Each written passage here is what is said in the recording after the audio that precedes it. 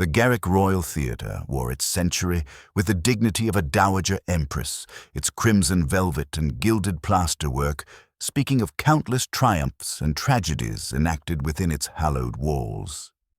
The scent of dust and old wood mingled with grease paint, and the faint mustiness that clung to venerable buildings, creating an atmosphere both intimate and expectant. In the amber glow of working lights, the empty auditorium seemed to hold its breath, while beyond the proscenium arch, the stage lay prepared for the evening's crucial rehearsal of the Venetian Masque, the centenary production upon which the theatre's very survival might depend. Dame Cordelia Ashworth's dressing room commanded the star corridor with the authority of long possession, its door bearing a brass nameplate polished to mirror brightness. Within these walls, lined with photographs spanning 4 decades of theatrical achievement, the grande dame of British theatre held her customary pre-performance court. She sat before her mirror, a woman whose 58 years had been lived with the intensity of one who understood that the stage demanded nothing less than complete surrender, her silver hair arranged in elegant waves that caught the light from the surrounding bulbs. Her dark eyes, reflected in the glass, possessed the sharp intelligence of one who had witnessed the rise and fall of countless careers and now regarded each visitor with a measured assessment of experience. "Miss Sinclair shows promise," Dame Cordelia observed to Miss Vivian Hartwell, who stood near the door with clipboard in hand, her 45 years of devoted service evident in every efficient gesture. Though she lacks the necessary steel for Lady Beatrice, one cannot portray nobility without understanding its weight. Miss Hartwell nodded with practiced deference, though Inspector Alleyn, observing from the corridor, noted a slight tightening around her eyes that suggested years of such pronouncements had left their mark. Sir Julian Marchbanks appeared in the doorway, his patrician features bearing the strain of mounting pressure as the crucial evening approached. His nervous energy seemed to electrify the air around him, and Alleyn detected in the theatre director's manner the particular anxiety of a man whose artistic vision had become entangled with financial necessity. "Dame Cordelia," Sir Julian began, his cultured voice carrying an undertone that spoke of sleepless nights, "the scarlet veil has arrived from the costume workshop. Mrs. Henderson sends her compliments and assures us the silk has been properly prepared." Dame Cordelia's eyes sharpened with interest.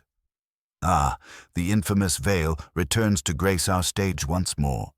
How many years since the Pembroke incident?" The question hung in the air like incense, and Alleyn observed Sir Julian's visible discomfort as he shifted his weight. "Nearly 25 years, Dame Cordelia, though surely we need not concern ourselves with theatrical superstitions in this modern age." "Superstition, Julian?" Dame Cordelia's voice carried amusement that did not reach her eyes. "The theatre remembers everything, every triumph, every tragedy, every whispered secret. Objects absorb such memories, particularly those present at moments of high emotion." Inspector Alleyn had been deposited in this fascinating environment by a Home Office colleague interested in the theatre's historical significance, though his own attention was drawn less to architectural heritage than to the complex social dynamics unfolding before him. His years of criminal investigation had taught him to recognize the subtle currents of emotion that ran beneath polite surfaces, and he detected in this company undercurrents far deeper than opening night nerves. The technical rehearsal commenced with military precision, yet Alleyn noticed how each member of the company carried their own burden of tension. Mr. Alistair Pemberton, the leading man, possessed classical good looks that had made him a matinee idol, yet his hands trembled slightly as he adjusted his costume, and his eyes held a haunted quality that suggested troubles extending beyond the evening's performance. Young Miss Daphne Sinclair moved through her preparations with focused intensity, though Alleyn detected something almost desperate in her dedication to proving herself worthy of her elevated position. When the scarlet veil finally made its appearance, carried reverently by a stagehand, it proved to be a thing of terrible beauty. The silk seemed to float like liquid fire, its crimson depths holding secrets that only the theatre's long memory could recall. As Dame Cordelia handled it with the reverence due both its artistic significance and troubled history, her fingers traced its delicate weave as though reading stories woven into its very fabric. The stage lights dimmed to amber, casting long shadows that seemed to dance with lives of their own, and the rehearsal moved inexorably toward its climactic final act. The atmosphere grew increasingly charged with unspoken tensions, each technical cue executed with the precision of ritual. Yet beneath this professional competence lay something that made the air itself seem to thicken.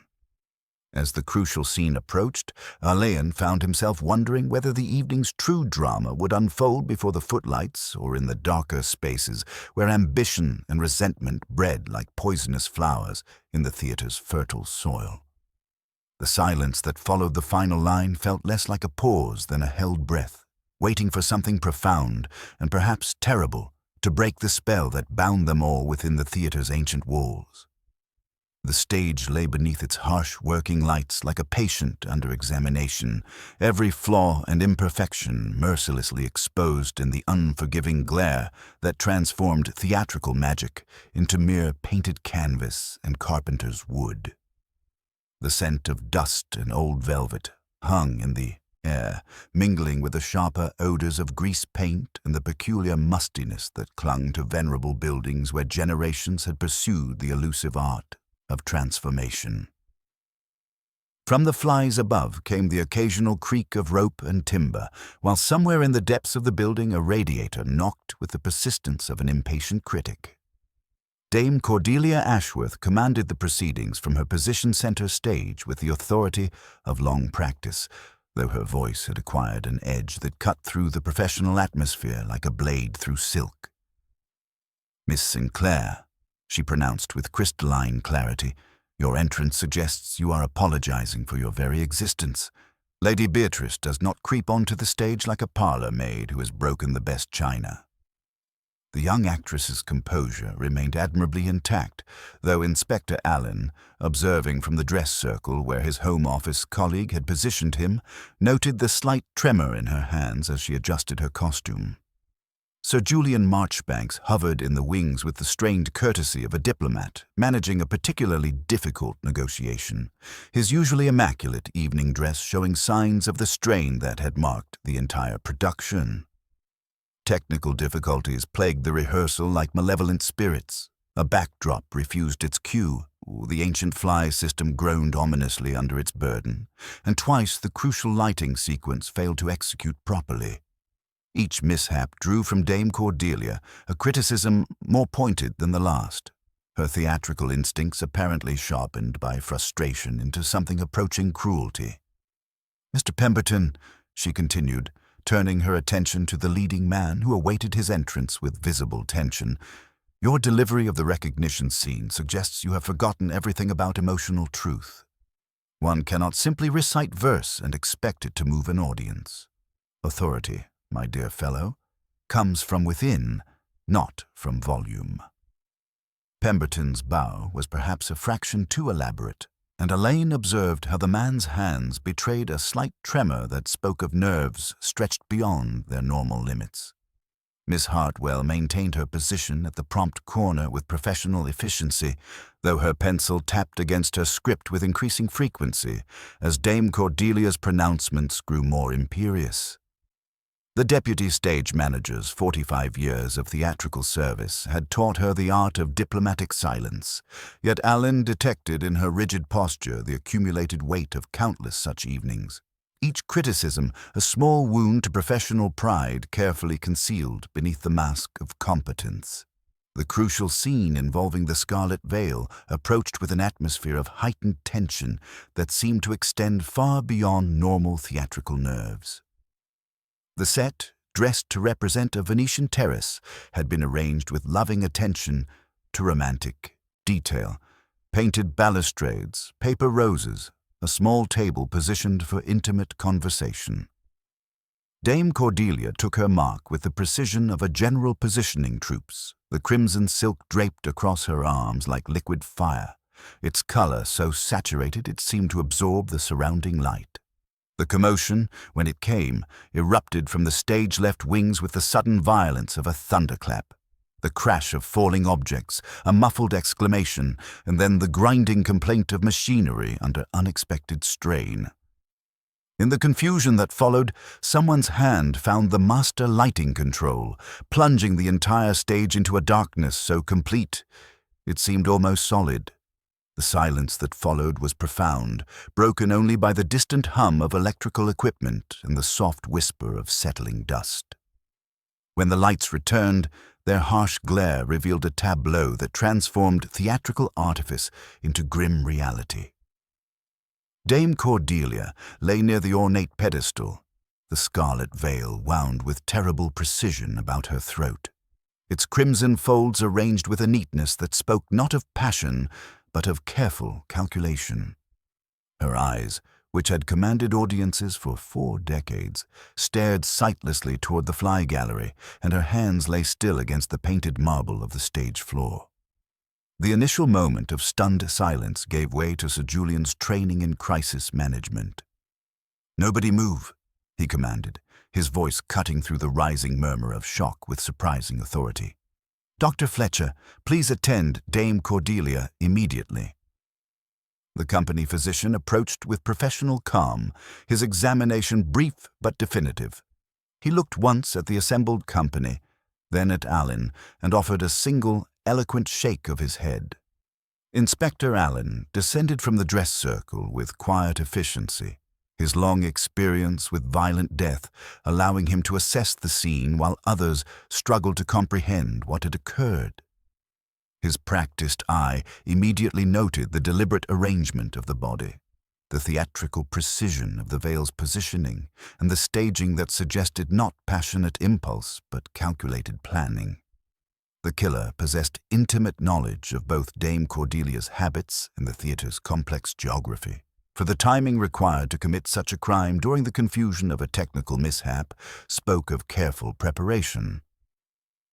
"I'm afraid this has become a matter for the police," Alleyn announced quietly, his cultured voice carrying the natural authority that comes with experience of such moments.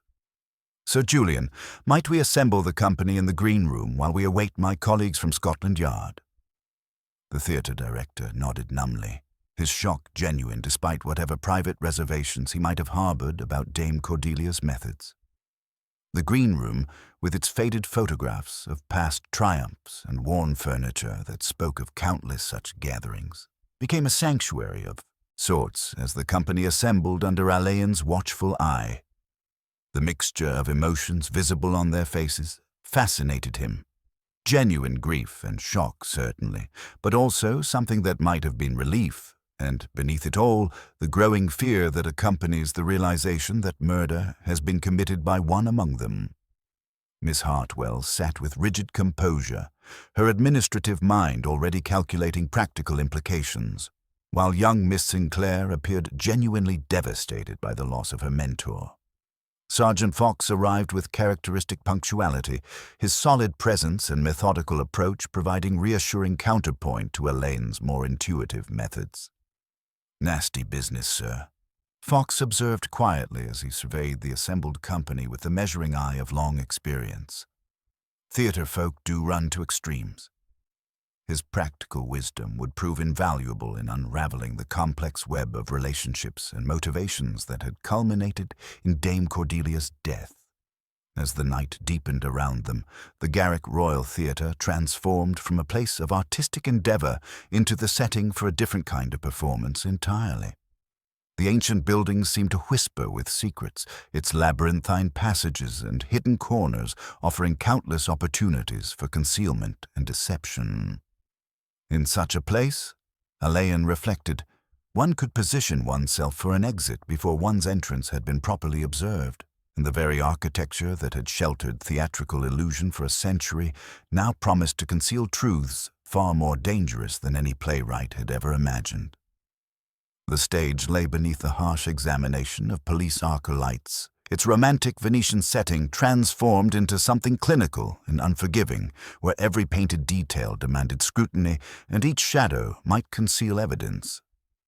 dust drifted in golden motes through the high air, while the fly ropes hung like organ stops in the cathedral space above, and somewhere beyond, the tormentors, a draught teased the velvet borders so that they breathed and settled like heavy draperies in a sleeping house.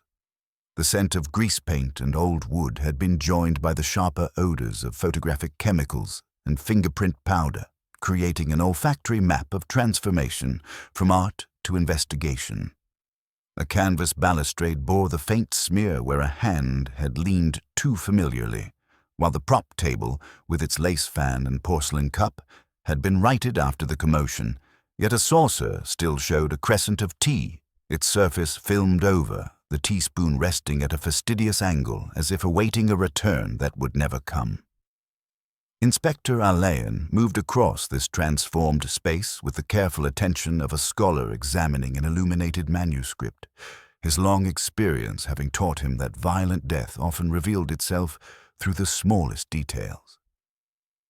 He paused where Dame Cordelia's body had been discovered, the stage hands having conveyed her to a quiet room under Fox's direction, and examined the spot with that judicial detachment for which he was respected by those who had seen him work.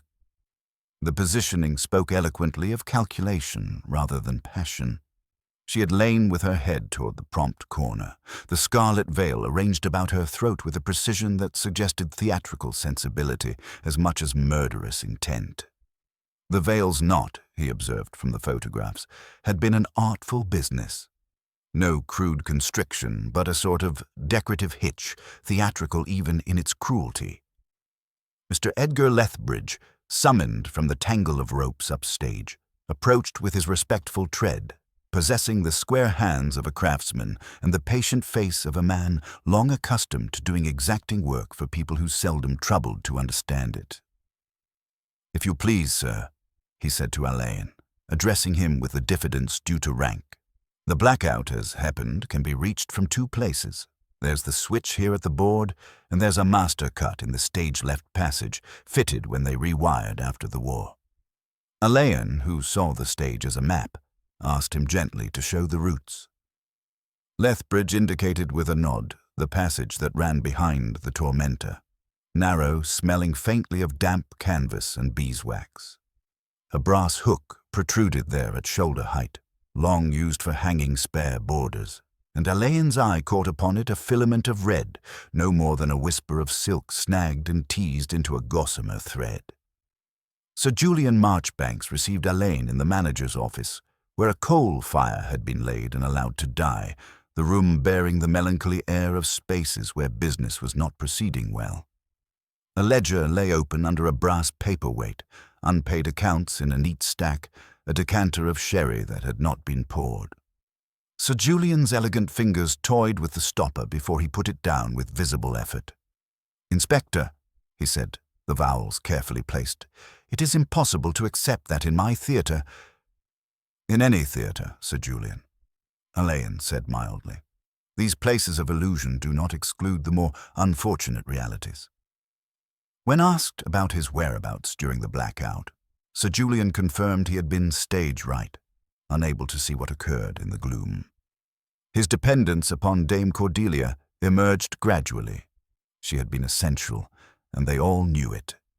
There was nothing coarse in the admission, it was simply true, and in that truth Alleyn recognized the faint contempt the dependent feel toward the necessity of their dependence. Miss Vivienne Hartwell presented herself with a prompt copy held like a shield, possessing that immaculate neatness of women who have learned order in the service of others.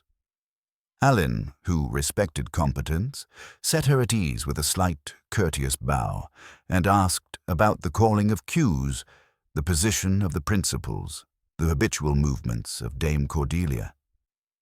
She liked to hold the veil thus. Miss Hartwell demonstrated with a folded scarf, her hands steady. She had a nervousness about the hook at the base of the pillar. "We removed it last week." Her pencil ticked once against her script, then was still. When Alleyn remarked, as if idly, that Dame Cordelia had spoken rather sharply during the rehearsal, Miss Hartwell compressed her lips. "Dame Cordelia was a great actress," she said after a moment, and in those words lay both eulogy and refusal to elaborate further. Mr. Alistair Pemberton, fetched reluctantly from the green room, looked as if he had been compressed by an invisible vice, his classical features drawn with anxiety that no amount of theatrical training could entirely disguise. He lit a cigarette, could not keep it steady, abandoned it with an apology that sounded practiced. "I had not yet come on," he said.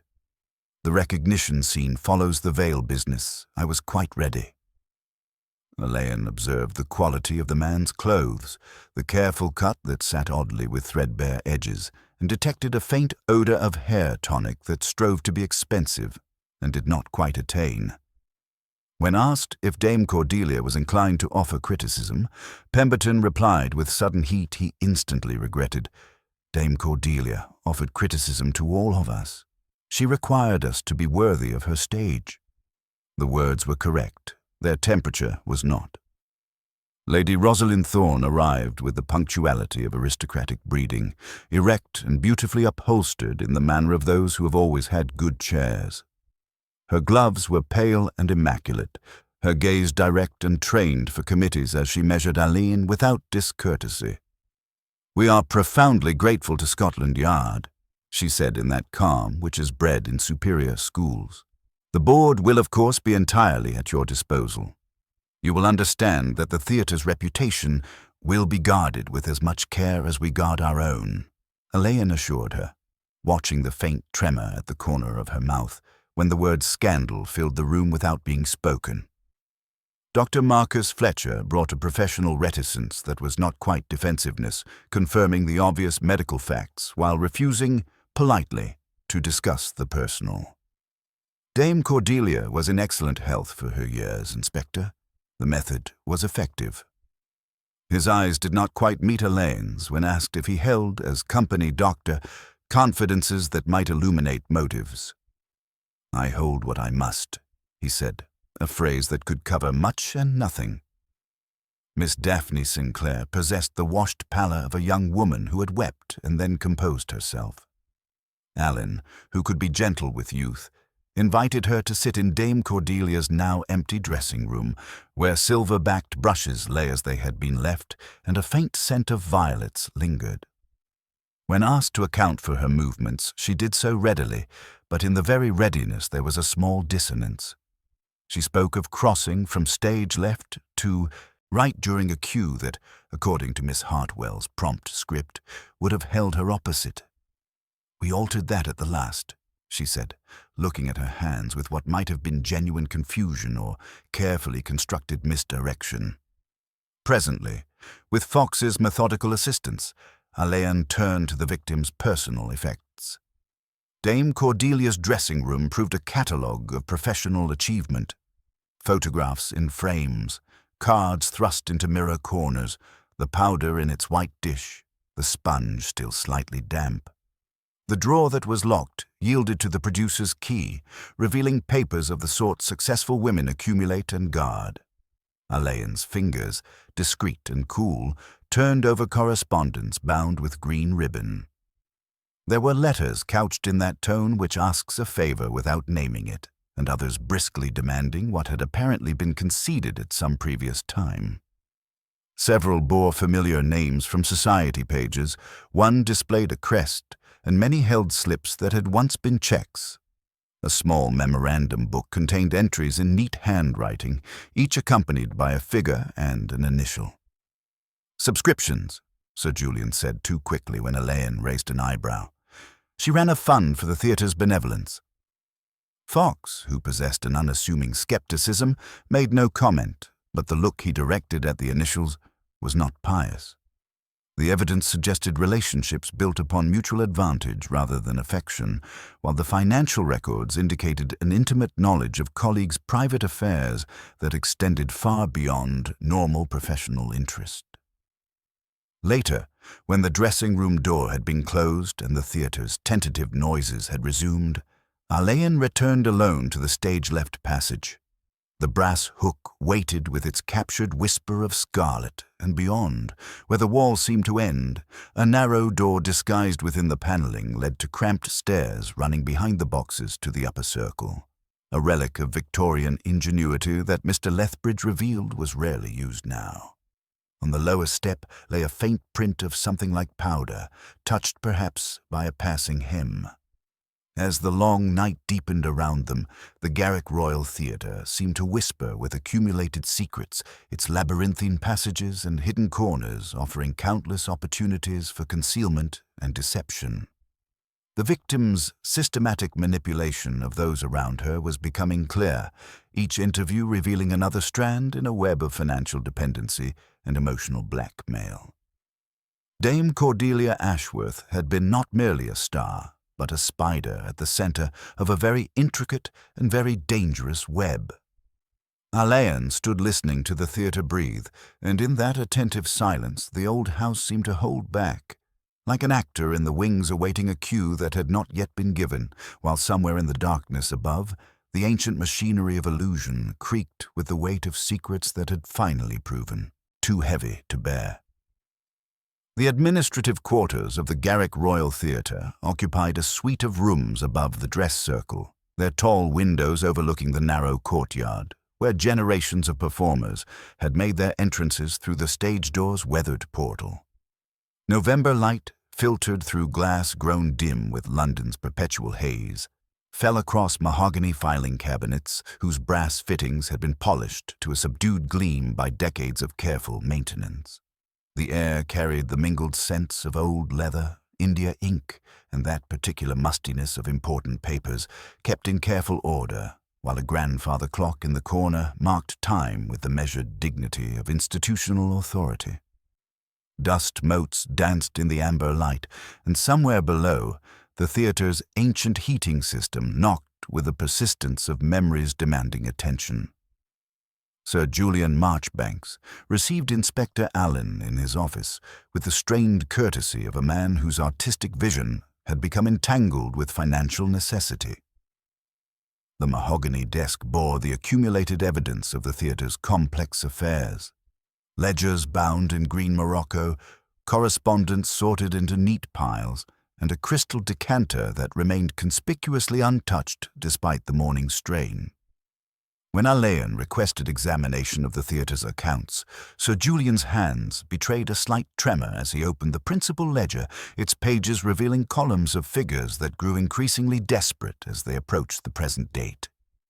The centenary production represented our salvation, Sir Julian explained, his cultured voice carrying the weight of dreams deferred. Dame Cordelia's participation guaranteed the patronage we required. Without her star power, I fear the Garrick Royal faces a rather uncertain future. The financial records told their story with mathematical precision, though Alleyn's experienced eye detected subtle irregularities that suggested creative accounting of a sort that would not bear close scrutiny from either patrons or revenue authorities. Funds had been transferred between accounts with careful timing. Restricted donations had found their way into general operating expenses, and several substantial loans bore Dame Cordelia's initials in the margin. Dame Cordelia took a particular interest in the theatre's financial health. Alleyn inquired with characteristic delicacy. Sir Julian's silence provided its own answer, while his fingers drummed against the desk with the nervous rhythm of a man who had mortgaged his artistic integrity for survival. Dame Cordelia's personal effects, examined with Sergeant Fox's methodical assistance, revealed the systematic nature of her influence over the theatre community. Her memorandum book, discovered locked in the dressing-room's smallest drawer, contained entries that read like a catalogue of human vulnerability. Initials paired with figures, cryptic notations that spoke of favors granted and obligations incurred. The entry marked RT bore a substantial sum alongside the notation wartime contracts, silence golden, while VH appeared repeatedly with smaller amounts and the ominous phrase career advancement deferred. Lady Rosalind Thorne arrived for her interview with the punctuality of those accustomed to managing charitable committees, her presence lending an air of respectability to the shabby administrative quarters. She settled into the worn leather chair with practiced grace, though Alleyn detected beneath her aristocratic composure a tension that spoke of more than concern for the theatre's reputation. When he mentioned Dame Cordelia's extensive correspondence, Lady Thorne's composure flickered momentarily, revealing anxiety carefully concealed beneath layers of breeding and social training. "My late husband's wartime service was distinguished," she stated with the firmness of one accustomed to having her word accepted without question. Any suggestion to the contrary would be both unfounded and malicious. The defense came too quickly and with too much force, suggesting that Dame Cordelia's knowledge of Lord Thorne's activities during the conflict extended beyond public recognition into areas that could destroy a reputation built over decades. Miss Vivian Hartwell's personnel file, retrieved from Sir Julian's locked cabinet, told a story of professional competence systematically undermined by superior authority.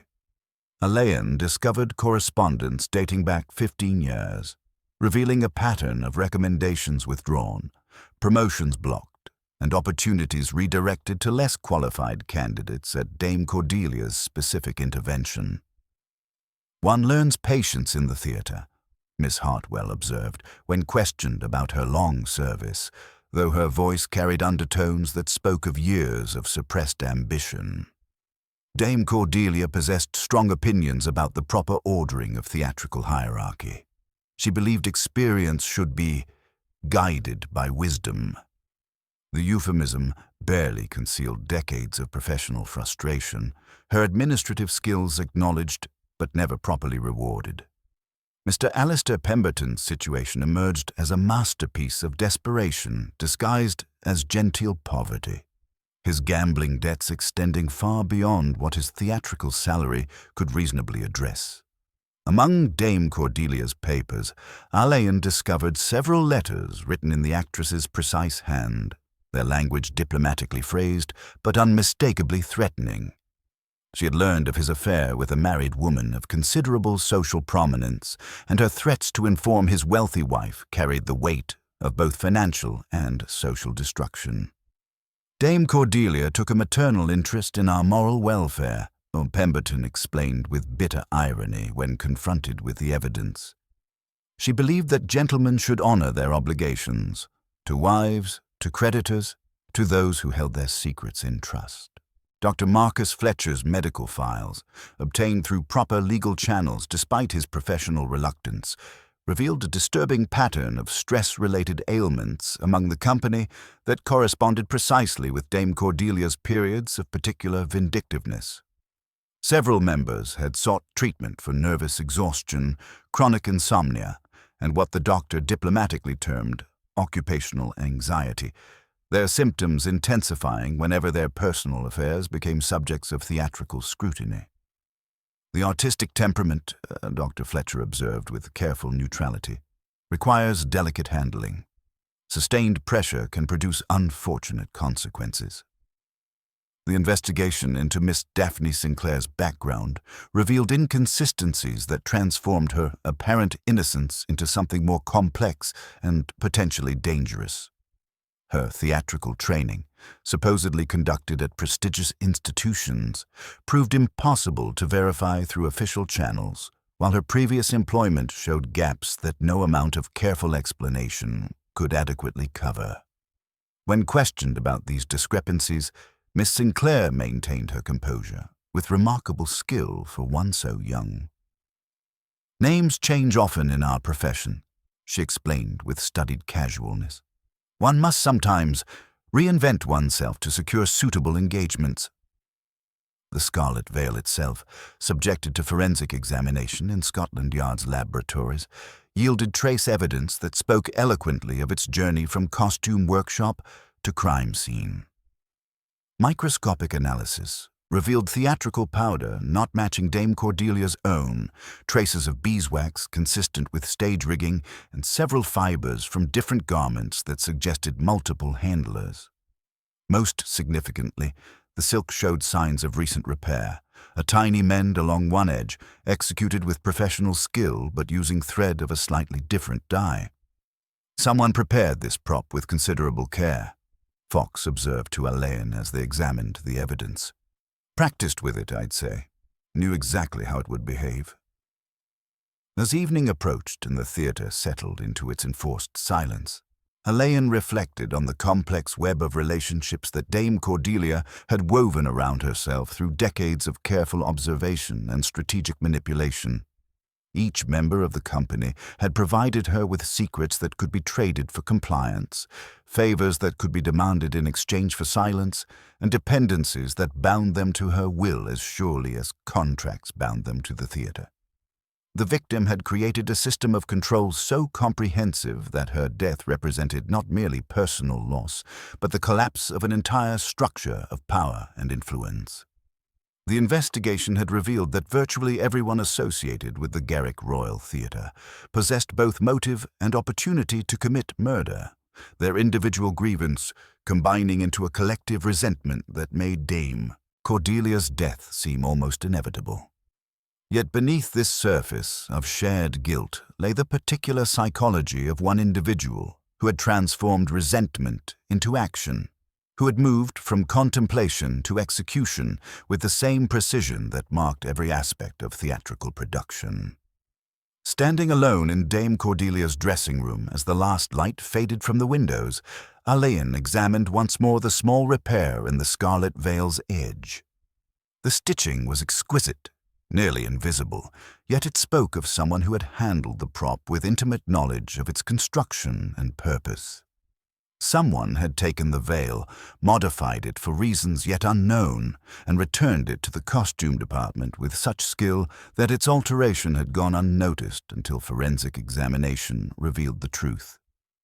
In that tiny mend lay a story of preparation and premeditation that transformed the crime from passionate impulse into calculated performance, and Alleyn found himself wondering whether the killer's greatest skill lay not in the execution of murder, but in the art of concealment that had preceded it. The fly tower rose above the Garrick Royal Theatre's stage like the skeleton of some great industrial cathedral, its forest of hemp lines and steel cables ascending into shadows that the working lamps could not entirely dispel. The scent of manila rope mingled with machine oil and that particular dust which accumulates in spaces where human activity is constant but human presence rare, while far below the stage floor gleamed under harsh electric light like a chessboard awaiting its next deadly game. Ancient timber creaked softly in the high darkness, and through narrow slits in the brickwork, pale November light fell in geometric patterns across catwalks that had witnessed a century of theatrical illusion. The sound of footsteps on metal grating echoed hollowly in the vast space, punctuated by the occasional complaint of rope under tension and the distant whisper of heating systems that had served the theatre since its reconstruction after the Great War. Mr. Edgar Lethbridge moved through this mechanical maze with the confidence of long familiarity, his weathered hands indicating pulleys and counterweights with the reverence of a craftsman explaining his art to those who could appreciate its complexity. Inspector Alleyn followed with characteristic grace, his long limbs navigating the confined spaces with an elegance that made such restrictions appear almost courtly. "Mind your head there, sir," Lethbridge murmured, indicating a low iron strut with one thick finger. "They put that in after the last war when they altered the loading gallery. The whole thing's a bit of a mongrel now, but she works true." His explanation of the rigging system revealed Victorian engineering adapted to modern theatrical demands, where original hemp ropes worked alongside steel cables and manual windlasses shared space with electric motors installed during recent modernization efforts. The master carpenter's expertise made him invaluable for understanding the mechanical complexities of the crime. Yet that same knowledge cast him under inevitable suspicion as one of the few individuals capable of orchestrating such precisely timed violence. "The blackout system operates from 3 positions," Lethbridge explained with professional precision, his calloused finger tracing cables that disappeared into the building's structural depths. "The main board here, the emergency cut in the stage left passage, and a master switch in the basement that controls all electrical systems. Alleyn noted how each control point required specific knowledge to operate effectively during the confusion of a technical emergency, while the timing necessary for Dame Cordelia's murder suggested intimate familiarity with both the theatre's geography and the victim's predictable habits. A crucial discovery presented itself near the pin rail, where a cluster of cleats bore labels in faded handwriting: Border Y, Venetian Drop, Terrace Flat. One line, by some small mischief, showed a tiny smear of crimson not immediately distinguishable from rust until examined closely. "That wasn't there yesterday," Lethbridge observed in his unhurried way. "We dress our lines with wax, Inspector. The stuff takes a mark." Nearby, caught as carelessly as spider thread on thorns, was the faintest wisp of silk the color of old blood, snagged on a steel ring bolted to the underside of a baton. Alleyn examined these traces without touching them, his practiced eye recognizing evidence of careful preparation. "If one wished to employ the theatre against a woman," he mused almost to himself, "one might contrive a moment when the machinery conspires with gesture. The veil makes its circuit, and a prepared line finds its contact at the moment of general distraction." Dame Cordelia's dressing room yielded its final secrets to methodical search, the air still carrying traces of violets and orris that seemed to preserve her personal sovereignty, even in death. A small steel cash box, discovered by Sergeant Fox's solid knuckles behind a panel in the wardrobe, yielded to a key found on a ribbon within the mirror frame. Inside lay an arrangement that spoke eloquently of systematic manipulation. Photographs whose composition was unfortunate for their subjects, letters written in polished hands that had not expected scrutiny by strangers, and promissory notes acknowledging sums received in terms so delicately phrased they emphasized their own indelicacy. Several envelopes bore the printed crests of houses which had no wish to see their armorial bearings connected with theatrical scandal, while a small memorandum book contained entries that read like a catalogue of human vulnerability. Initials paired with figures, cryptic notations that spoke of favors granted and obligations incurred. Sir Julian Marchbanks, summoned reluctantly to witness what could not be ignored, stood very straight and made no attempt to conceal his distress as the extent of Dame Cordelia's influence became clear. His financial desperation, glimpsed in the theatre's ledgers, now took on urgent personal significance through promissory notes detailing substantial sums borrowed at usurious terms that had effectively made Dame Cordelia the theatre's financial controller. "The centenary was our redemption," he said simply, his cultured voice carrying the weight of dreams mortgaged against survival. We had reached that vulgar and terrifying point at which art must succeed for want of bread. His artistic vision, once seen as dedication to theatrical excellence, was revealed as a desperate gamble whose success had depended entirely upon Dame Cordelia's continued cooperation and the financial assistance she provided at great cost to his professional autonomy. Lady Rosalind Thorne received the revelation of her husband's wartime correspondence with aristocratic composure that barely concealed profound anxiety about potential scandal. The thick packet of documents detailed questionable government contracts and connections with individuals whose loyalty to Britain had been compromised, creating vulnerability that Dame Cordelia had exploited with ruthless efficiency. One's charitable obligations naturally increase with one's appreciation for artistic excellence, Lady Thorne observed with careful restraint when questioned about her escalating patronage, though her hands trembled slightly as she spoke. The fear of scandal touching upon national honor had proven a powerful motivator for those who valued social standing above all else, transforming philanthropy into a form of protection, money paid to preserve reputation. Dr. Marcus Fletcher's medical files revealed his unique position as both observer and unwilling participant in Dame Cordelia's system of control, his professional oath preventing revelation of patients' confidences, while his detailed notes documented the psychological toll of systematic manipulation with clinical precision.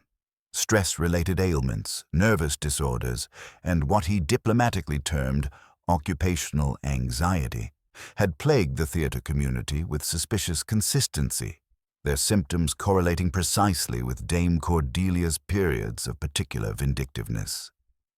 The theatrical profession places unusual demands upon the nervous system, Dr. Fletcher explained with professional detachment. Sustained pressure can produce unfortunate consequences, both physical and psychological.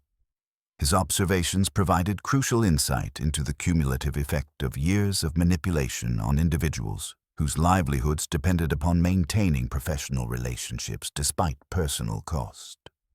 The investigation's focus shifted inexorably toward the specific technical knowledge required to commit the murder, as Alleyn recognized that the killer's success had depended not merely on access and opportunity, but on intimate understanding of both theatrical machinery and human behavior. The precise timing of the blackout, the efficient manipulation of the scarlet veil, and the theatrical arrangement of the crime scene suggested someone who possessed both technical expertise and psychological insight into the victim's predictable patterns. The scarlet veil's forensic examination revealed additional evidence of careful preparation, including microscopic traces of theatrical adhesive that suggested the killer had practiced manipulation of the prop before employing it as a murder weapon, while the pattern of creases indicated specific folding techniques that required both skill and rehearsal to execute effectively during staged confusion.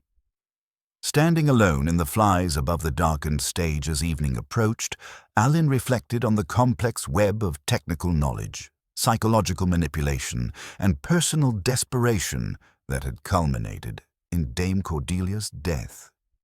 The victim's systematic blackmail operation had created a community bound together by shared vulnerability and mutual resentment, while the theater's mechanical complexity provided the perfect setting for a crime that required both technical expertise and intimate knowledge of human behavior. Somewhere in this mechanical maze lay the final clues that would identify the killer, for the crime's success had depended not on passion or impulse, but on the careful application of specialized knowledge combined with psychological insight into the victim's predictable patterns. The ancient machinery seemed to whisper with secrets, its complex systems holding memories of the night when art and murder had become fatally intertwined, while the killer's identity remained hidden among those who possessed both the means and the intimate knowledge necessary to transform theatrical illusion into deadly reality. The manager's office looked over the stage door courtyard, where wet November had polished the cobbles to a dull gloss, and beyond the little canopied entrance with its flaking paint and brass push-plate, London's grey sky pressed down with the weight of accumulated sorrows. Inside, the room bore witness to artistic ambition constrained by financial reality. Leather-bound prompt books stood alongside unpaid invoices, while framed photographs of past triumphs shared wall space with letters from creditors whose patience had grown as threadbare as the Persian carpet, worn thin by decades of anxious pacing.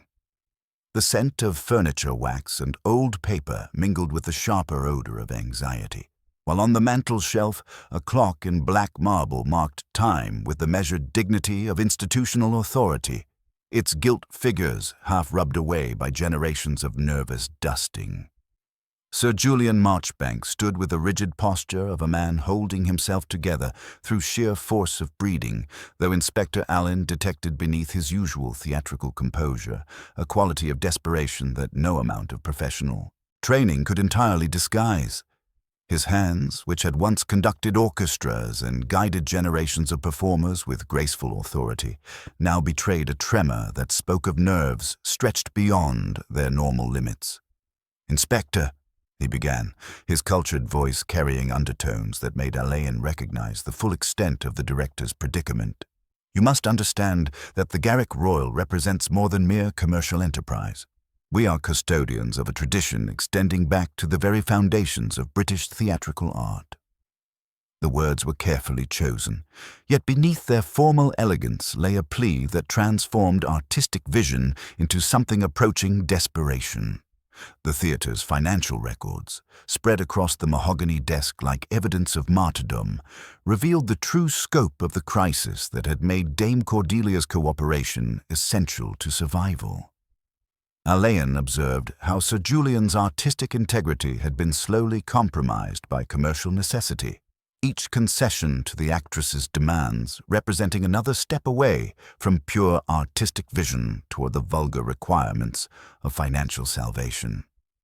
Dame Cordelia understood the gravity of our situation, Sir Julian explained with careful precision, though his voice caught slightly on the actress's name.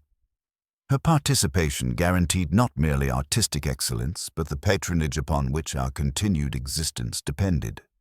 Without her star power, the centenary production would have attracted insufficient support to address our obligations to creditors. Miss Vivian Hartwell arrived for her interview with the punctuality that had marked her 45 years of devoted service, carrying a fresh pot of tea which she placed upon the desk with the quiet efficiency that had made her indispensable despite her subordinate position. Alleyn noted how she settled into the worn leather chair with the careful movements of one accustomed to occupying spaces by sufferance rather than right, her administrative files arranged with that precision which speaks of competence systematically undervalued. When questioned about her aspirations within the theatre's hierarchy, Miss Hartwell's response carried undertones that spoke of decades of deferred recognition. "One serves where one is most useful," she observed with diplomatic restraint, though her fingers tightened slightly on her clipboard. Dame Cordelia possessed strong opinions about the proper distribution of authority. She believed that experience should be guided by established wisdom. The extent of Dame Cordelia's interference in administrative matters emerged through careful questioning, revealing a pattern of control that had extended far beyond her official role as leading lady. Casting decisions, artistic choices, and even mundane operational matters had required her approval, creating a system of governance that had effectively made her the theatre's unofficial director despite Sir Julian's nominal authority. Miss Hartwell's detailed records documented countless instances where her recommendations had been overruled, her authority undermined, and her professional judgment subordinated to Dame Cordelia's personal preferences. "The theatre requires unified leadership," Miss Hartwell explained with careful neutrality, though her tone suggested that unity had been achieved through suppression rather than consensus. The revelation of Mr. Alistair Pemberton's romantic entanglement with Miss Daphne Sinclair provided Alleyn with crucial insight into Dame Cordelia's methods of control. As correspondence discovered among her effects demonstrated her detailed knowledge of their affair and her threats to expose it for maximum professional and personal damage. The letters, written in Dame Cordelia's precise hand, showed her ability to transform private affection into professional vulnerability through strategic revelation. When confronted with this evidence, Pemberton's classical features drew tight with the strain of maintaining dignity under impossible circumstances. "Dame Cordelia took a maternal interest in our moral welfare," he explained with bitter irony. "She believed that gentlemen should honor their obligations to wives and creditors alike, and that romantic entanglements should not interfere with professional responsibilities." Lady Rosalind Thorne's emergency consultation with the board revealed the extent to which Dame Cordelia's influence had been concealed from the institution's official governance, a revelation that clearly disturbed her aristocratic sense of proper procedure. The discovery that major decisions had been made without board consultation or approval challenged everything she had believed about the theatre's management, though her reaction was tempered by recognition that her own vulnerability had made such concealment necessary. "One naturally assumes that artistic decisions rest with qualified professionals," she observed with careful restraint, though her tone suggested that assumptions about proper authority had been dangerously naive. Dr. Marcus Fletcher's medical observations provided crucial insights into the psychological dynamics that had developed within the company under Dame Cordelia's systematic manipulation. His confidential notes, shared reluctantly under legal compulsion, documented a pattern of stress-related symptoms that corresponded precisely with the victim's periods of particular vindictiveness. Gastric complaints, nervous exhaustion, and what he diplomatically termed occupational anxiety, plaguing the company with suspicious consistency. Sustained psychological pressure produces predictable physiological responses, Dr. Fletcher explained with clinical detachment. The theatrical profession places unusual demands upon the nervous system, and additional stress can produce unfortunate consequences. The breakthrough came during Alleyn's examination of the theater's technical systems, where evidence of recent modifications suggested specific preparation for the crime that went far beyond opportunistic violence. In the fly gallery above the stage, a small pulley showed signs of recent installation, its bright screws contrasting with the dust-covered ironwork surrounding it. A slim steel eye had been fitted to the underside of a batten, aligned with the new pulley and a guide ring positioned lower down, while beeswax had been rubbed along a length of cord to ensure silent operation. "It's neat work," Mr. Lethbridge observed with unwilling respect when summoned to examine the modifications. "Not a rigger's lash-up. Someone who knows his way about could contrive that between calls if he had the liberty." Most significantly, the master electrical switch in the stage-left passage bore microscopic traces of filing, subtle alterations that would cause the mechanism to stick momentarily when operated, prolonging any blackout and making immediate restoration of lighting more difficult. The modifications were professional in their execution, indicating not merely technical knowledge but intimate understanding of how such alterations would affect the theater's operations during a crisis. Alleyn observed these traces of preparation with the quiet satisfaction of a scholar discovering a crucial manuscript, recognizing in them evidence of a mind that planned with theatrical precision and executed with deadly efficiency. As evening approached and the theater settled into its enforced silence, Alleyn reflected on the complex web of artistic ambition, financial desperation, and personal resentment that had created the conditions for Dame Cordelia's murder.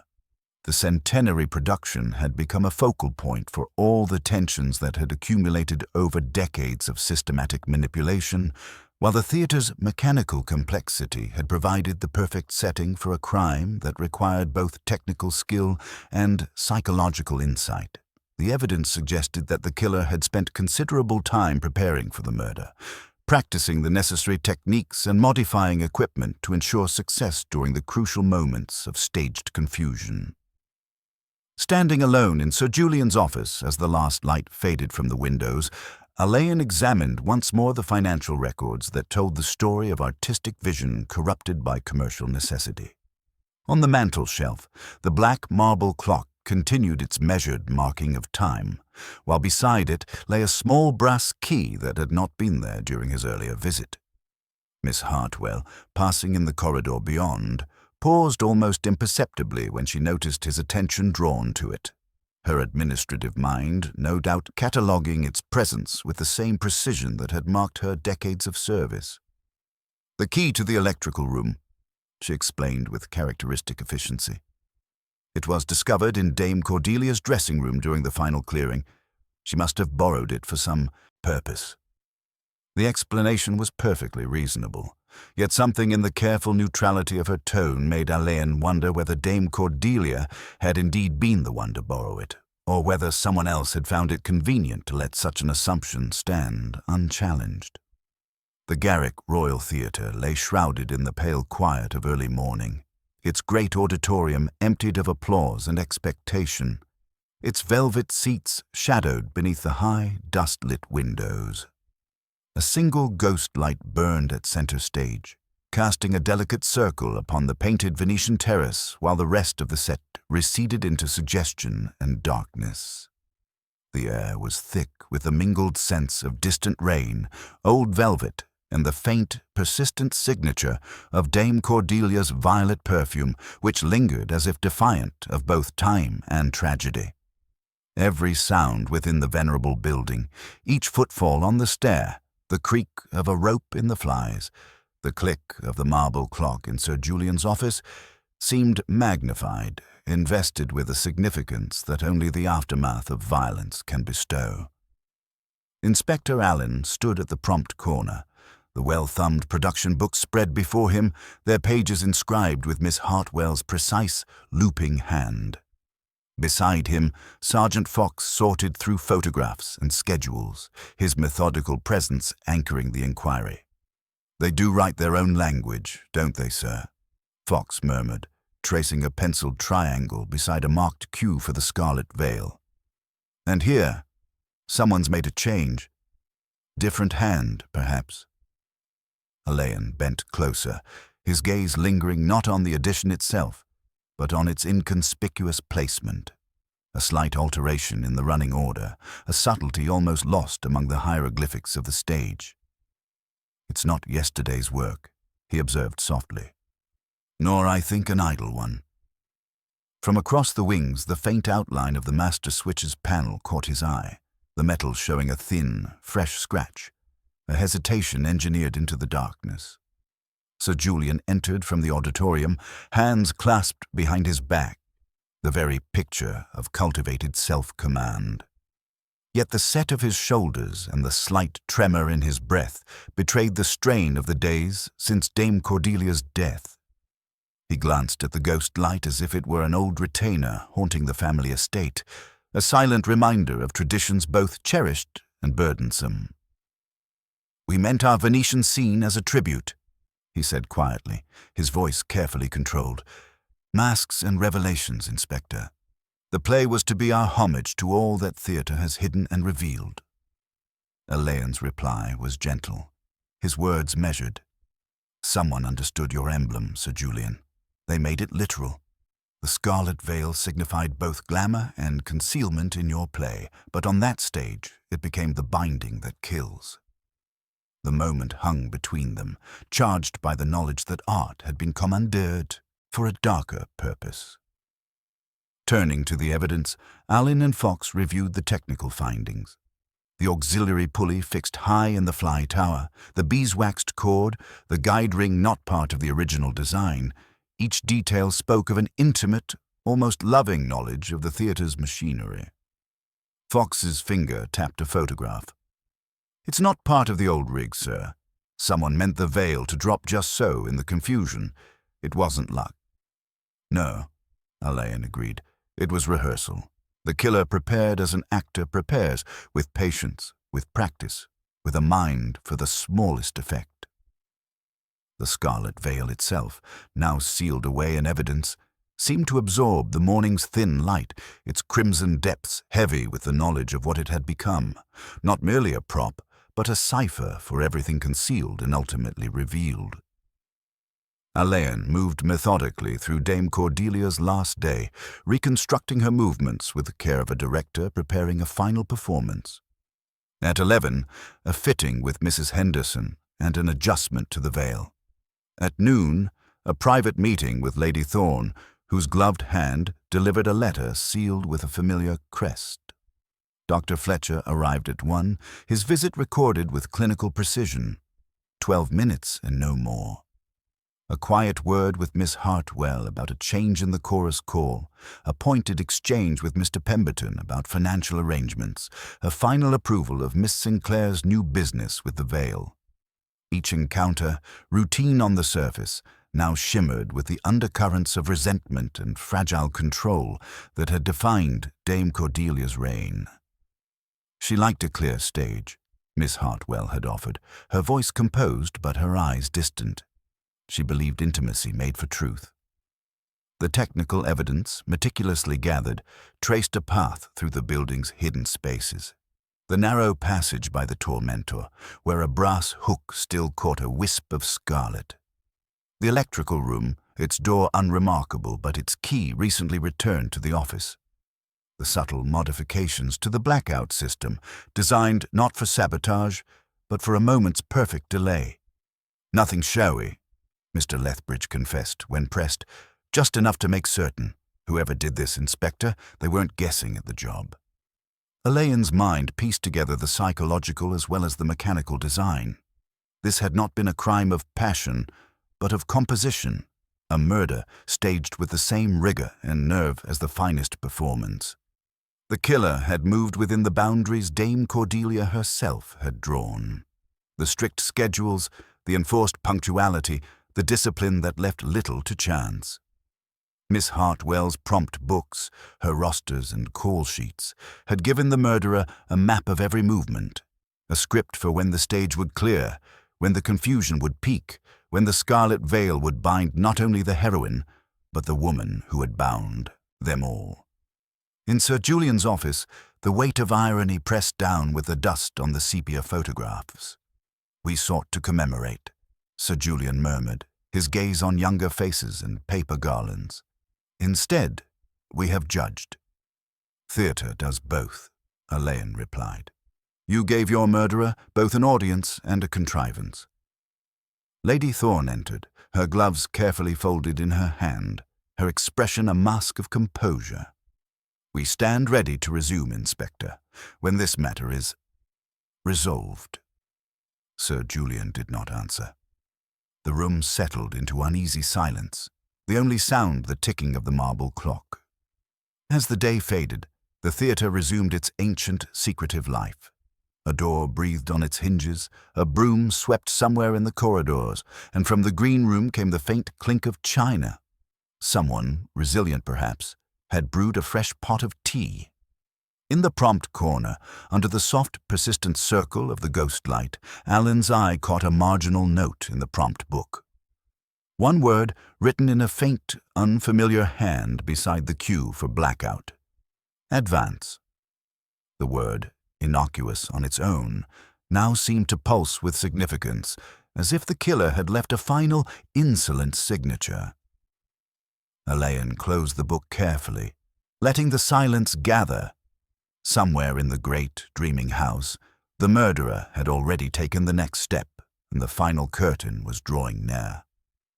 The foyer of the Garrick Royal Theatre presented itself in its full Victorian dignity, a symphony of ormolu mirrors and marble-topped tables where gilt consoles bore arrangements of winter hothouse flowers, and crystal chandeliers cast prismatic patterns across tessellated floors, worn smooth by generations of theatrical feet. Light fell from fixtures that had once borne gas and now carried discreet, shaded bulbs, while on the walls hung portraits of celebrated performers in stiffened attitudes of passion, their painted eyes receiving without astonishment the company assembled below. The scent of beeswax and old velvet mingled with the faint fragrance of hothouse blooms that Lady Thorne's committee had provided for the centenary celebration, their presence now serving as funeral decorations for an occasion no one had anticipated. Through tall windows draped in burgundy silk, grey November pressed against the glass like an unwelcome visitor, while somewhere in the building's depths the heating system knocked with the persistence of secrets demanding acknowledgement. Inspector Alleyn chose this setting with deliberation, understanding that the theatre should have its final act upon a stage suitable to its past. He stood near the great staircase with Sergeant Fox at a tactful distance, addressing the surviving members of the company with characteristic grace. Sir Julian Marchbanks, spare and elegant, rested one hand upon the back of a chair, his usual theatrical composure bearing the strain of recent events. Miss Vivian Hartwell sat with her, customary efficiency, clipboard balanced on her knees as if she might yet be called upon to manage the logistics of revelation. Mr. Alistair Pemberton had positioned himself near the windows, his classical profile caught in uncertain light, while Lady Rosalind Thorne commanded a central banquette with unconscious authority. Dr. Marcus Fletcher maintained his professional reserve in a corner chair, and Miss Daphne Sinclair sat slightly apart from the others, her youth and apparent vulnerability providing stark contrast to the seasoned professionals surrounding her. "Ladies and gentlemen," Alleyn began with the courtesy that marked all his public pronouncements, "we gather in circumstances none would have chosen, yet which demand our careful attention to truth. Dame Cordelia Ashworth died by violence committed by someone who possessed both intimate knowledge of this theatre and detailed understanding of her personal habits. I propose to account for each of you by means of fact, not conjecture, but evidence. His gaze went first to Sir Julian. Your motive was straightforward. Financial salvation through the centenary production. Yet at the crucial moment, you were stage-right, engaged with recalcitrant rigging. There are resin traces on your gloves, and Mr. Lethbridge confirms your presence. Moreover, your reaction to Dame Cordelia's death showed genuine shock. You thought first of order, then of the theatre, and only thereafter of yourself. A calculating murderer would have reversed that priority. Sir Julian inclined his head, something in his rigid carriage softening almost imperceptibly. Miss Hartwell, Alleyn continued with a small bow. Your decades of suppressed resentment provided compelling motive. Yet your response to Dame Cordelia's interference was characteristically professional. Careful documentation designed to expose her administrative overreach through proper channels.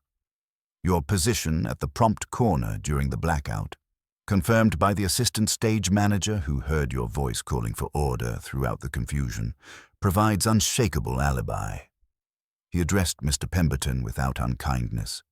Your gambling debts and romantic complications supplied excellent motive, yet you understood that Dame Cordelia's death would destroy rather than solve your problems. Her threats carried weight precisely because her continued success guaranteed your employment. Your presence backstage during the crucial moments, witnessed by your dresser and 2 stagehands, removes you from suspicion. Lady Thorne, Alleyn said with formal courtesy, your fear of scandal was real, and Dame Cordelia exploited it ruthlessly. Yet your response was characteristically direct. Increased financial contributions to ensure her continued cooperation.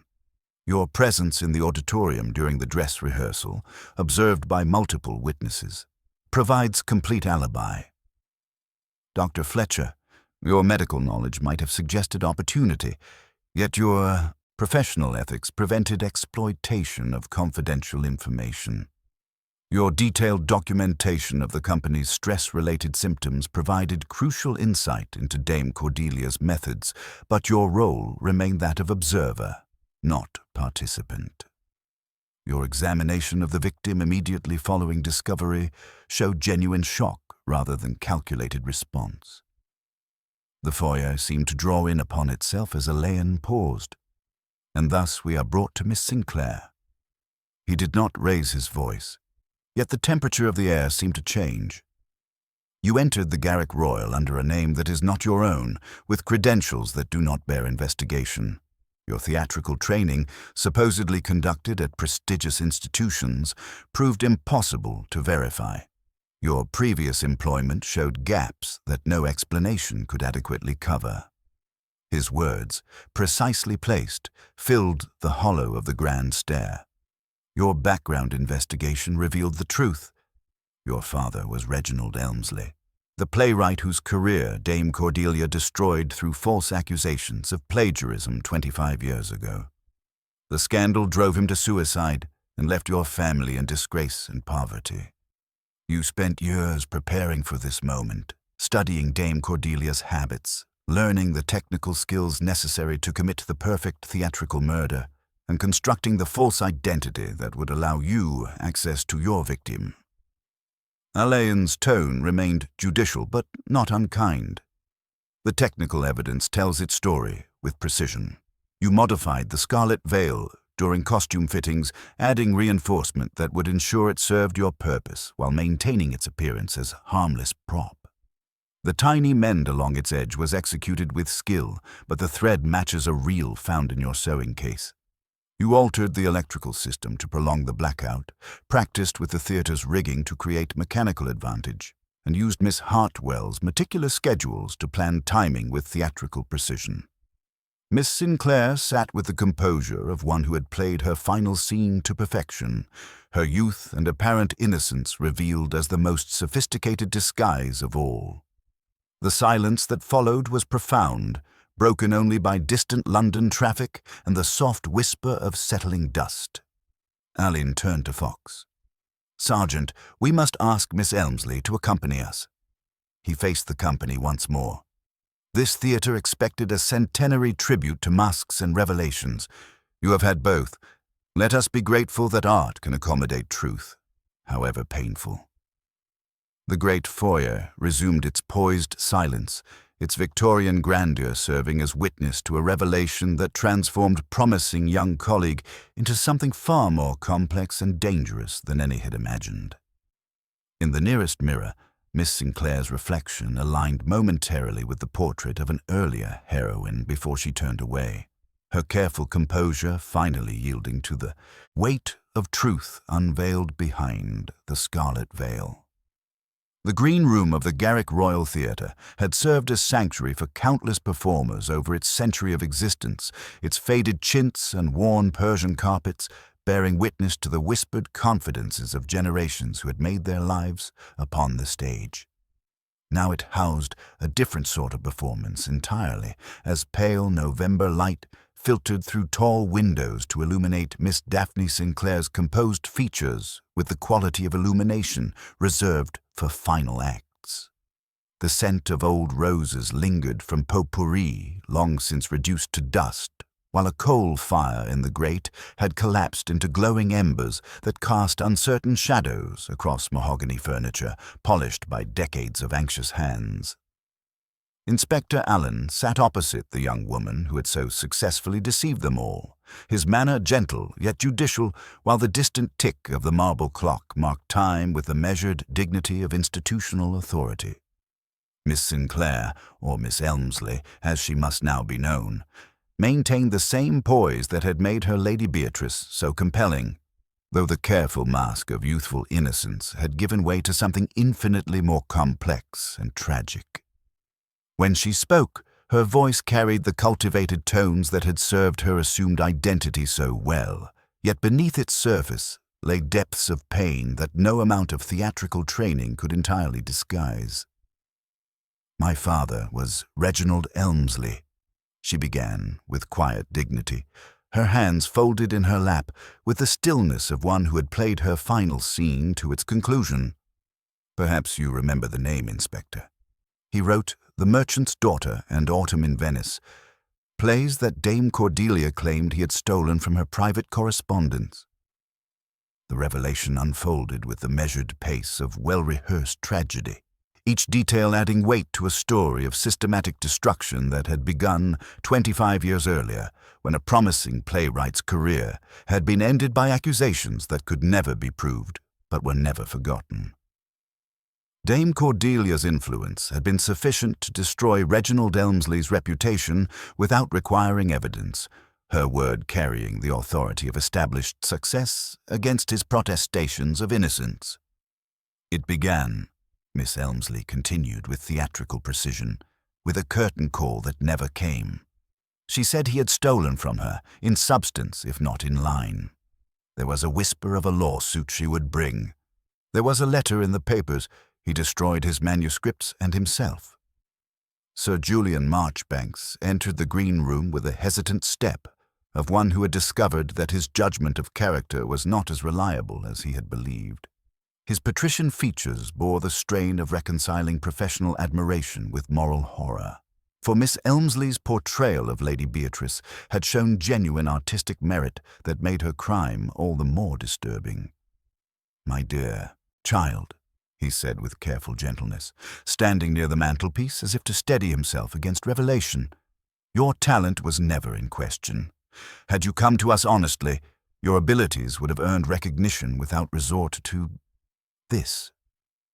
His words carried the weight of genuine regret, for he had seen in her performance the promise of greatness that might have redeemed the theatre's fortunes through legitimate means rather than tragic violence. The full scope of Miss Elmsley's preparation became clear through her calm recounting of years spent acquiring the skills necessary for her revenge. "I was 7 when he died," she explained with the composure of one who had rehearsed this moment for decades. "Old enough to understand that we had lost everything, our home, our position, our name. My mother took work as a seamstress, and I learned early that talent without connections means nothing in the theatrical world. But I also learned patience, Inspector, and the value of careful preparation." Her education had been acquired through scholarships earned under her mother's maiden name, her theatrical training gathered from provincial companies where questions about background were rarely asked, and her skills honed through years of studying Dame Cordelia's methods with the dedication of a scholar preparing to challenge a master. She had studied costume construction to understand how the scarlet veil might be modified without detection, electrical systems to create the prolonged blackout necessary for her plan, and theatrical rigging to ensure Dame Cordelia's death would appear to result from confusion rather than deliberate murder. I learned from riggers, from dressers, from the ladies who do beautiful stitches that are only seen if they are wrong, she said with a faint, bitter smile. I learned how to be harmless. Most significantly, she had mastered the art of psychological observation that allowed her to predict her victim's movements with theatrical precision, using Dame Cordelia's own systematic habits against her with cold efficiency. Mr. Edgar Lethbridge appeared in the doorway with his characteristic diffidence, his weathered hands bearing a small wrapped bundle that he placed upon the green room's central table with ceremonial care. "Begging your pardon, Inspector," he said with the respectful formality of his class, "but I found this among the young ladies' things. Thought you might want to see it." The package, when opened, revealed a collection of her father's original manuscripts, their pages yellow with age, but their handwriting clear enough to demonstrate the falsity of Dame Cordelia's accusations. Alongside them lay press clippings documenting the scandal, letters from theatrical managers refusing employment, and a final note in Reginald Elmsley's hand expressing his intention to end a life that had become unbearable. The victim's own tragic role in perpetuating cycles of revenge and manipulation was acknowledged in the quiet conversations that followed, though it could not excuse the violence that had ended her life or the destruction it had brought to the theatre community. "She destroyed my father for the pleasure of destruction," Miss Elmsley explained with quiet intensity. "His plays were original. I have his notes, his drafts, proof of his creative process. But Dame Cordelia possessed the power to make truth irrelevant, and she exercised that power without conscience or restraint." Her voice carried the weight of years spent planning this moment, yet beneath its controlled surface lay genuine grief for the artistic community she had infiltrated and grown to love despite her deadly purpose.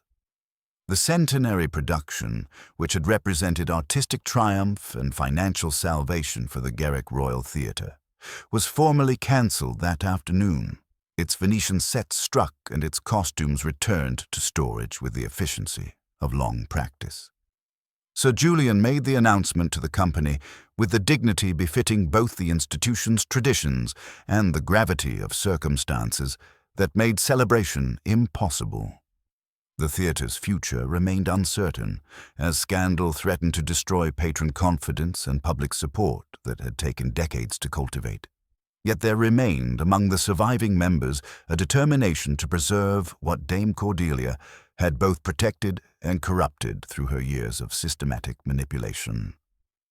Mr. Lethbridge moved through the theatre with quiet dignity that seemed to anchor the reeling company, already overseeing the dismantling of the production with his characteristic competence.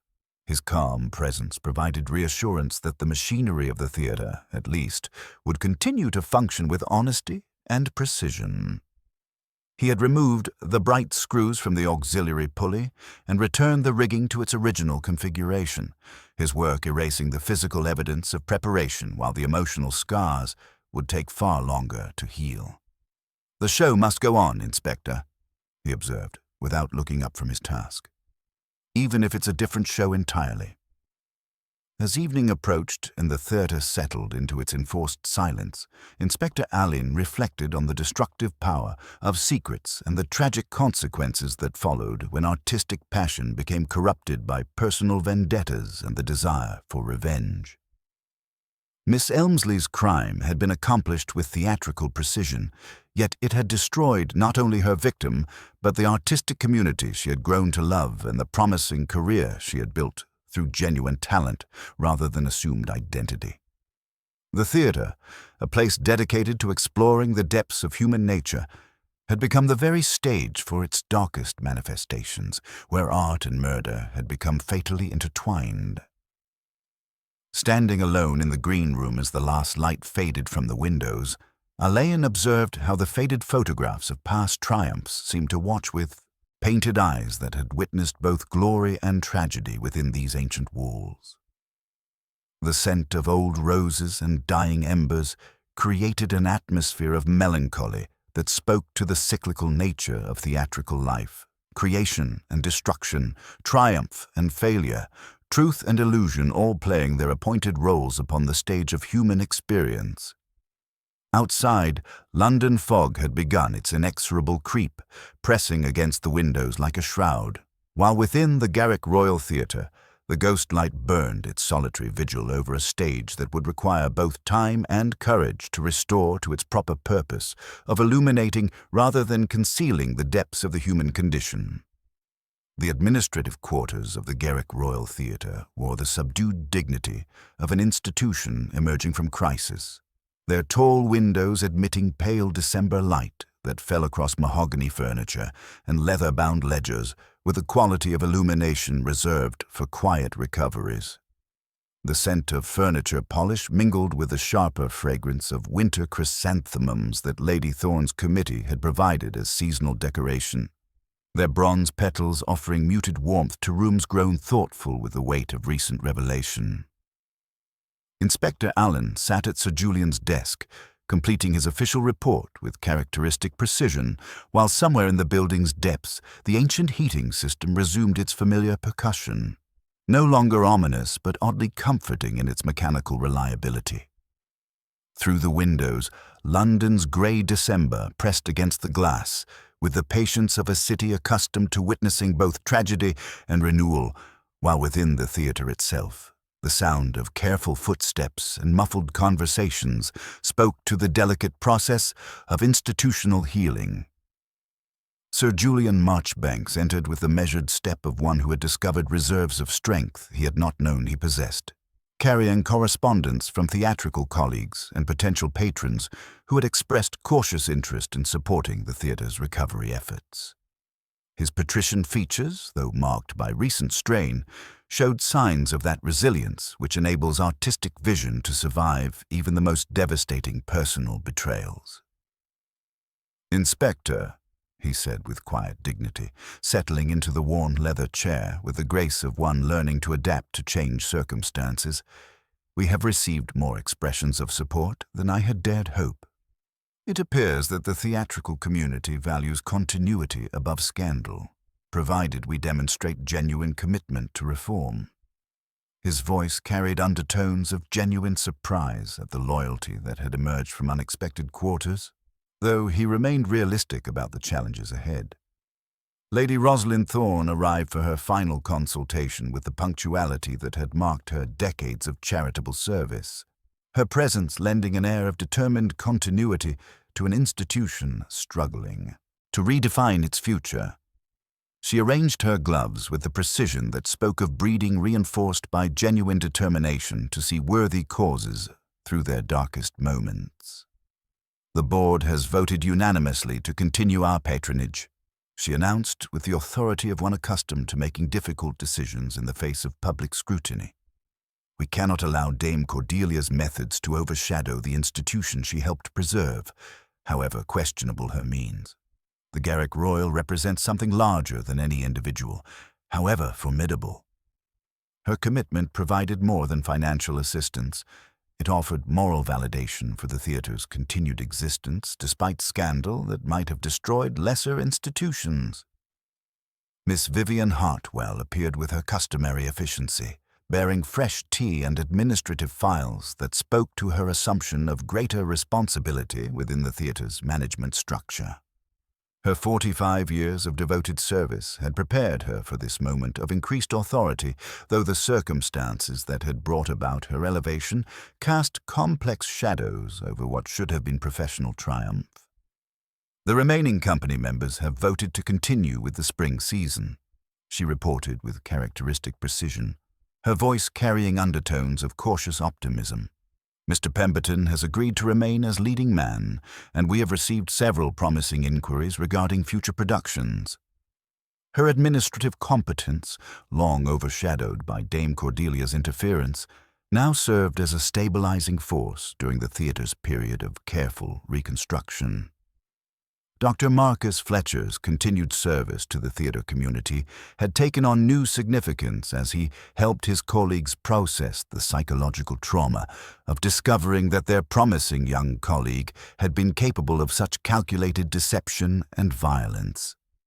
His medical expertise, once used to document the stress-related symptoms caused by Dame Cordelia's systematic manipulation, now served to guide the healing process that would be necessary for the company's emotional recovery. The theatrical profession requires unusual psychological resilience, he observed to Alleyn during their final interview, his clinical detachment tempered by genuine concern for his patients' well-being.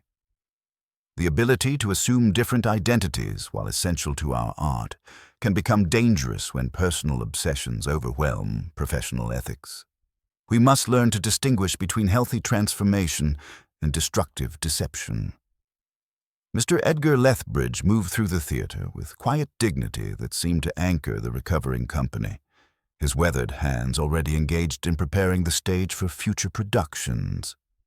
The rigging had been restored to its original configuration, all evidence of Miss Elmsley's modifications removed with professional thoroughness. Yet the memory of how the theater's own machinery had been turned against one of its leading lights would long influence the company's relationship with their working environment. "The house wants to work honest," he observed to Alleyn with characteristic understatement. "Keep to that, and she'll serve you well. Go clever with her, and she'll give you grief." His practical wisdom provided reassurance that the theater's mechanical heart would continue to function with integrity and precision.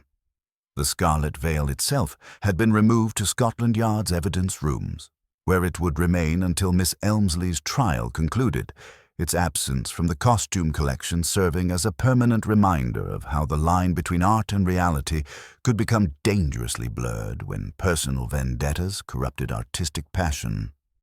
The prop's symbolic significance in the cancelled centenary production, representing both concealment and revelation, had proven tragically prophetic, though not in the manner Sir Julian's artistic vision had intended.